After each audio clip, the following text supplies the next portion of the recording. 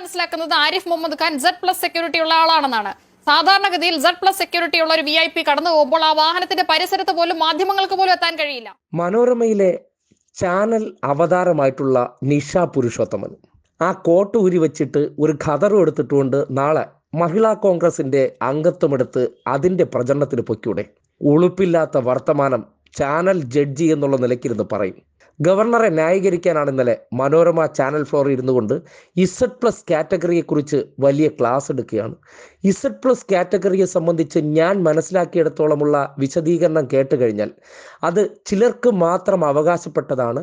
അവർ രാജാക്കന്മാരാണ്, അവർക്കതെല്ലാം കിട്ടണം. മറ്റു ചിലർക്കുള്ള Z+ category എന്ന് പറഞ്ഞാൽ ഇതുപോലെയൊന്നും വരില്ല.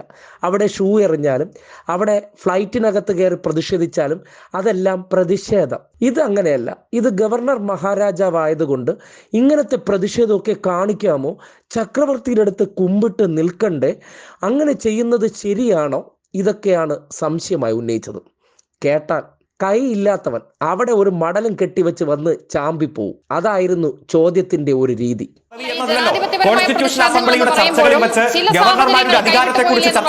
ഇപ്പോ തിരുവനന്തപുരത്ത് അദ്ദേഹത്തിന്റെ വാഹനത്തിന് നേരെ SFIക്കാർ പാഞ്ഞെടുക്കുന്നു. ഞാൻ മനസ്സിലാക്കുന്നത് ആരിഫ് മുഹമ്മദ് ഖാൻ Z+ സെക്യൂരിറ്റി ഉള്ള ആളാണെന്നാണ്. സാധാരണഗതിയിൽ Z+ സെക്യൂരിറ്റി ഉള്ള ഒരു VIP കടന്നു പോകുമ്പോൾ ആ വാഹനത്തിന്റെ പരിസരത്ത് പോലും മാധ്യമങ്ങൾക്ക് പോലും എത്താൻ കഴിയില്ല. അന്ന് ഗവർണറുടെ വാഹന വ്യൂഹത്തിന് തൊട്ടടുത്ത് പലതവണ SFIയുടെ പ്രതിഷേധക്കാരെത്തുകയും അദ്ദേഹത്തിന്റെ വാഹനത്തിൽ അടിക്കുകയും ചെയ്യുന്ന സാഹചര്യം ഉണ്ടായി. ഈ ചോദ്യം വളരെ വ്യക്തമായിട്ടും സ്പഷ്ടമായിട്ടും ആ വിഷയത്തിൽ ഇടതുപക്ഷ പ്രതിനിധിയായിട്ടുള്ള അരുൺകുമാർ മറുപടി പറഞ്ഞു. മുഖ്യമന്ത്രിയെ ഷൂ എറിഞ്ഞപ്പോൾ ഇത്രയും വികാരം പൊട്ടിയൊലിച്ചില്ല. മുഖ്യമന്ത്രിയെ ഫ്ലൈറ്റിനകത്ത് പ്രതിഷേധിച്ചപ്പോൾ ഒരു തരത്തിലും അതുമായി ബന്ധപ്പെട്ട് Z+ കാറ്റഗറിയെക്കുറിച്ച് ഓർത്ത് വേവലാതി ഉണ്ടായില്ല. മനോരമയ്ക്കകത്ത് കുറെ കോൺഗ്രസിന് വേണ്ടി വിടുപണി ചെയ്യാൻ ഇതുപോലുള്ള അവതാരങ്ങൾ കെട്ടി എഴുന്നള്ളി വരുന്നുണ്ട്. Z+ കാറ്റഗറി നിയമങ്ങൾ ചിലർക്ക് വളരെ കർശനമാണ്, മറ്റു ചിലരുടെ കാര്യത്തിൽ അത് വേണ്ട. അവിടെ തോന്നിവാസം കാട്ടിയാലും അതിനെ ഞങ്ങൾ വളഞ്ഞിരുന്ന് കൈയടിക്കും, അതിന് കീജയ് വിളിക്കും, അത് മഹത്വരമാണെന്ന് ഞങ്ങൾ വാഴ്ത്തിപ്പാടും. ഇതൊക്കെയാണ് മാപ്ര എന്ന പേരിലിരുന്ന് ചാനൽ അവതാരങ്ങൾ കാട്ടിക്കൂട്ടുന്നത്. അരുൺകുമാർ കൊടുത്ത മറുപടി കൂടി കേൾക്കണം. അതാണ് ഉശിരൻ. ഗവർണർ എന്ന് പറഞ്ഞാൽ പ്രതിഷേധിക്കാൻ പാടില്ലാത്ത ഒരു പദവി എന്നതല്ലോ. കോൺസ്റ്റിറ്റ്യൂഷൻ അസംബ്ലിയുടെ ചർച്ചകളിൽ വെച്ച് ഗവർണർമാരുടെ അധികാരത്തെക്കുറിച്ച് ചർച്ച ചെയ്യുമ്പോൾ ഇപ്പോ തിരുവനന്തപുരത്ത് അദ്ദേഹത്തിന്റെ വാഹനത്തിന് നേരെ SFIക്കാർ പാഞ്ഞെടുക്കുന്നു. ഞാൻ മനസ്സിലാക്കുന്നത് ആരിഫ് മുഹമ്മദ് ഖാൻ Z+ സെക്യൂരിറ്റി ഉള്ള ആളാണെന്നാണ്. സാധാരണഗതിയിൽ Z+ സെക്യൂരിറ്റി ഉള്ള ഒരു VIP കടന്നു പോകുമ്പോൾ ആ വാഹനത്തിന്റെ പരിസരത്ത് പോലും മാധ്യമങ്ങൾക്ക് പോലും എത്താൻ കഴിയില്ല. അന്ന് ഗവർണറുടെ വാഹന വ്യൂഹത്തിന് തൊട്ടടുത്ത് പലതവണ SFIയുടെ പ്രതിഷേധക്കാരെത്തുകയും അദ്ദേഹത്തിന്റെ വാഹനത്തിൽ അടിക്കുകയും ചെയ്യുന്ന സാഹചര്യം ഉണ്ടായി. ഇല്ല, അതിലിപ്പോ എത്ര സുരക്ഷാ വീഴ്ച ഉണ്ടെന്നിരിക്കട്ടെ, ഒരു Z കാറ്റഗറി ഉള്ളയാൾ വാഹനം തുറന്ന് പുറത്തിറങ്ങി ഇത്ര വെല്ലുവിളിച്ച് ആക്രോശിച്ചുകൊണ്ട് നടക്കുന്ന സാഹചര്യമുണ്ടോ? Z കാറ്റഗറിയുള്ള എത്രയോ നേതാക്കന്മാർ നമ്മുടെ രാജ്യത്തുണ്ട്. അവരെല്ലാം വാഹനം നിർത്തി പുറത്തിറങ്ങി അത്തരത്തിൽ ഇടപെടുകയാണ് ചെയ്യുന്നത്. പ്രതിഷേധത്തിന്റെ ഭാഗമായി വിദ്യാർത്ഥികൾ കരിങ്കോടി കാണിച്ചിട്ടുണ്ട്. അവർ വാഹനത്തിന് അടുത്ത് വന്നിട്ടുണ്ടാകാം. അല്ല, എങ്ങനെയാണ് സമരങ്ങൾ ഉണ്ടാകുന്നത് നിഷ? നിലനിൽക്കുന്ന സാഹചര്യങ്ങളുമായി സമരസപ്പെടാൻ കഴിയാതെ വരുമ്പോഴാണ് സമരങ്ങൾ ഉണ്ടാകുന്നത്. ഓരോ കാറ്റഗറി സെക്യൂരിറ്റിക്കും അതിന്റേതായ മാനദണ്ഡങ്ങളുണ്ട്. Z+ സെക്യൂരിറ്റി ഉള്ള ആളുടെ വാഹനത്തിൽ പ്രതിഷേധക്കാർ പോയി അടിച്ചിട്ടുണ്ടെങ്കിൽ, ഇനി അവിടെ പോലീസിന് തടയാൻ പറ്റിയിട്ടില്ല എന്നുണ്ടെങ്കിൽ അതിന്റെ ഉത്തരവാദിത്തം ആരെങ്കിലും ഏറ്റെടുക്കുകയോ എന്തെങ്കിലും വിശദീകരണം കൊടുക്കുകയോ ചെയ്തിട്ടുണ്ടോ?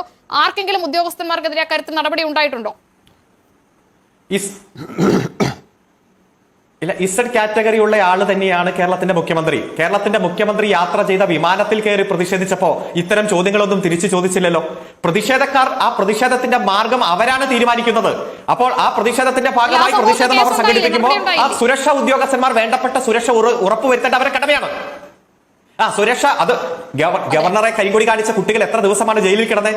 അവസാനം മജിസ്ട്രേറ്റ് കോടതി ജാമ്യാപേക്ഷ തള്ളി, സെഷൻസ് കോടതി ജാമ്യാപേക്ഷ തള്ളി, ഹൈക്കോടതി ആദ്യം തള്ളി, രണ്ടാമത് രക്ഷിതാക്കൾ വരെ ജാമ്യക്കാരായി വരണം എന്ന് തീരുമാനിച്ച് സമരത്തിൽ പങ്കെടുത്ത വിദ്യാർത്ഥികൾ ഇപ്പൊ Z കാറ്റഗറി സുരക്ഷ ഉറപ്പുവരുത്തുന്നത് അതുമായി ബന്ധപ്പെട്ടുള്ള പ്രത്യേക സംഘമാണ്. സമരത്തിന്റെ ഭാഗമായി അണിനിരന്ന വിദ്യാർത്ഥികൾ മാസങ്ങളോളം ജയിലിൽ കിടക്കുന്ന സാഹചര്യം ഉണ്ടായി. അപ്പൊ അതെല്ലാം ഏതെങ്കിലും തരത്തിൽ ജനാധിപത്യപരമായ പ്രതിഷേധം ഉണ്ടാക്കി അതുകൊണ്ട് ഭരണഘടനാപരമായിട്ടുള്ള ബാധ്യത ഞാൻ നിർവഹിക്കില്ല എന്നാണോ ഒരു ഗവർണർ സൂചിപ്പിക്കേണ്ടത്? ഈ ഗവർണർ പെരുമാറേണ്ടത്? ഈ ഗവർണർ കുറെ അനുഭവമുള്ള ഗവർണർ അല്ലേ? പിന്നെ ഇവരോടൊന്നും പറഞ്ഞിട്ട് കാര്യമില്ല. ഇവരെയൊക്കെ ജനത്തിന് തുറന്നു കാട്ടിക്കൊടുക്കുകയാണ് വേണ്ടത്.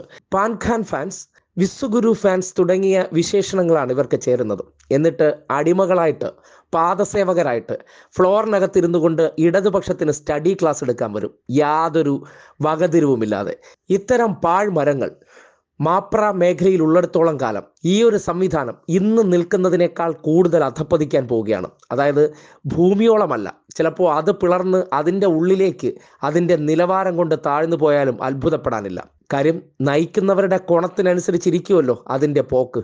ആ നിലയ്ക്ക് നോക്കുമ്പോൾ ഇമാതിരി മടലുകൾ കയറിയിരുന്ന് ഓരോ രാഷ്ട്രീയ പ്രവർത്തനം നടത്തുമ്പോൾ അതിൽ നിന്നുണ്ടാകുന്ന ഔട്ട്പുട്ടും അതിനോടുള്ള ജനത്തിൻ്റെ വിശ്വാസ്യതയും എന്താകുമെന്ന് ഓരോരുത്തർക്കും അനുമാനിക്കാവുന്നതേ ഉള്ളൂ.